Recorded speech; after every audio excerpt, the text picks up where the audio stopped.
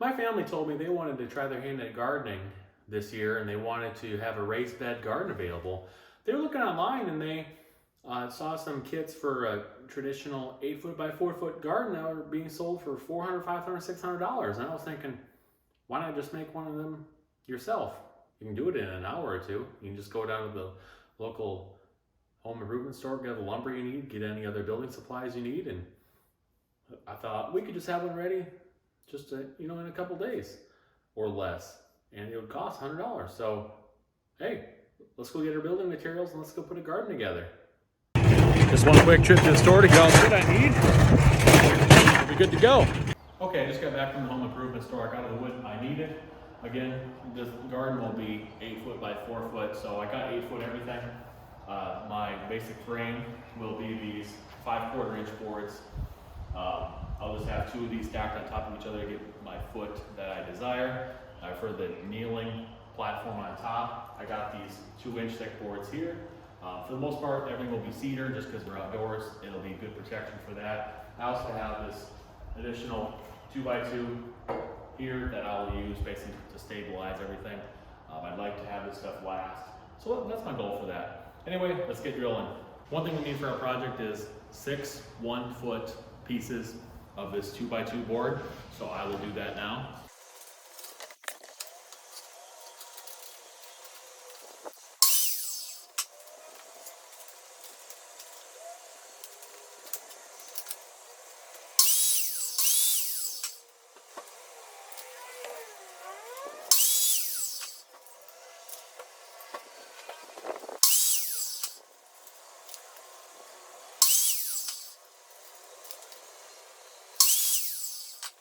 The next thing I need to do is cut my edge posts, the ones that go widthwise.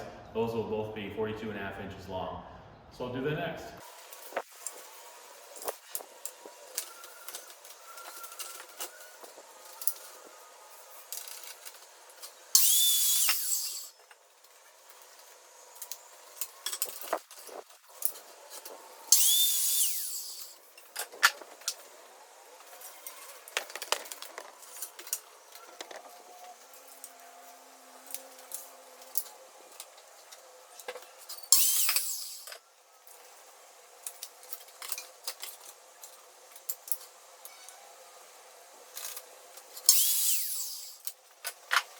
Next, I'll cut my lengthwise pieces of the frame.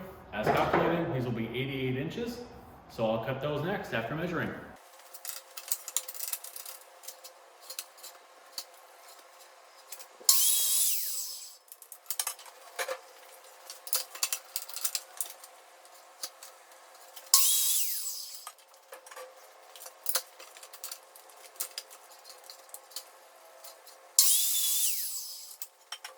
Okay, now I finally have the frame cut on my garden. Next, I want to do the trim that's going to be on top. That'll be nice just to have a nice flat area to kneel down on or whatever. And for that, I have 3 of these 2-inch by 6-inch boards. These are all 3 of them are 8 feet long. I'll have 2 of them that I'll basically cut one of these boards in half to basically get 2 4-foot boards that I'll have for my end pieces, and then I'll have 2 of the lengthwise ones, which will both be 8 feet long. After I cut one in half to get my 2 4-foot boards, I'll then be able to take my miter saw, spin it to 45 degrees, and then cut the nice corners on all of them, and then I should be able to fit them all together nicely. And I think the final product will come out quite well.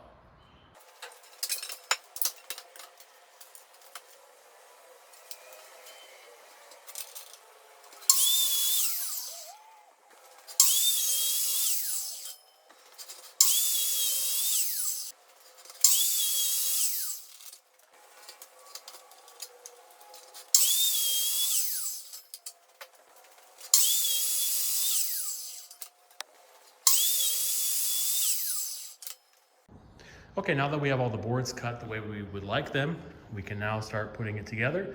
I have my first floor boards arranged on the floor here in the way that the project plans call for them. I also have my impact wrench as well as my drill. My drill, I'll be using my drill bit to put pilot holes inside my wood, and then I'll use my impact wrench with my star drill bit to drill my deck screws. I have 3-inch deck screws that I'll be putting into these floorboards here, put them together, and then we'll continue from there.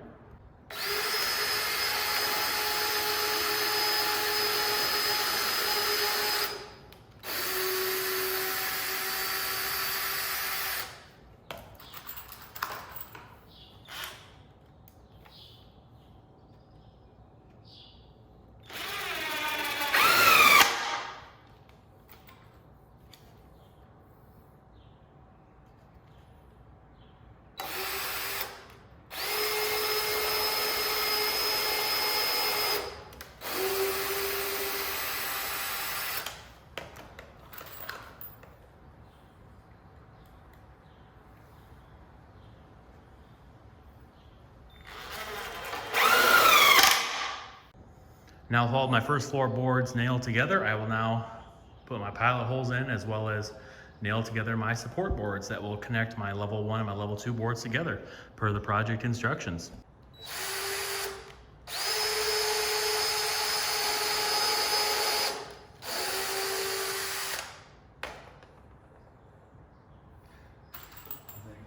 Okay.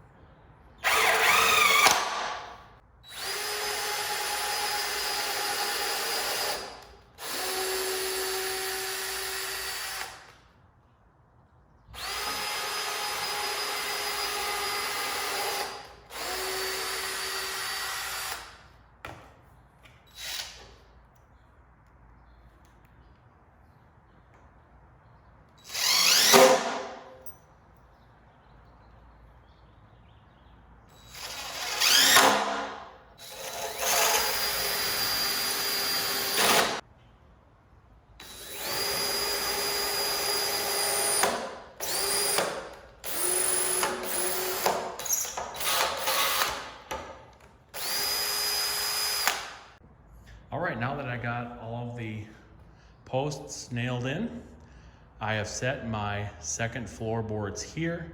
And now the next thing you need to do is to repeat the step that I just did with the first floor on the second floorboards, getting them nailed to the posts to ensure a stable design. Now that I got the second floor all screwed in and I have my measurements just right for my top trim when I cut my wood, I can now lay my top trim on top and then nail that in as well. Okay, so I was able to get the top trim screwed on here successfully, and the four corners ended up looking, for the most part, very nice. I'm very happy with how it's turned out. There was one board, this board right here, I did have to go back to my miter saw and I had to saw off another at a 45-degree angle, about 1/4 centimeter, so not very much, but it really allowed us to have four corners that were put together and connected together very well. Now I'm going to do a quick stress test to verify that every single one of these boards on top have the strength they need to kneel on it when we're doing our gardening. If it's not strong enough, I can just take some of my scrap board and I can just strap it right to the bottom here, either on the exterior or on the interior, and that'll provide us some extra support. Additionally, I can put in some more screws that go directly into my first and second floor board if necessary. But anyway, at this point, let's take it out to the garden.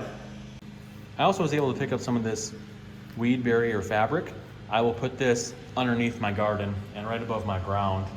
It will just allow for my garden to be kind of segregated on its own, and will prevent weeds that have been from the ground underneath or bugs or what have you to get in there. It just allows me to have a garden that is in its own ecosystem instead of borrowing from the ecosystem that's in the ground.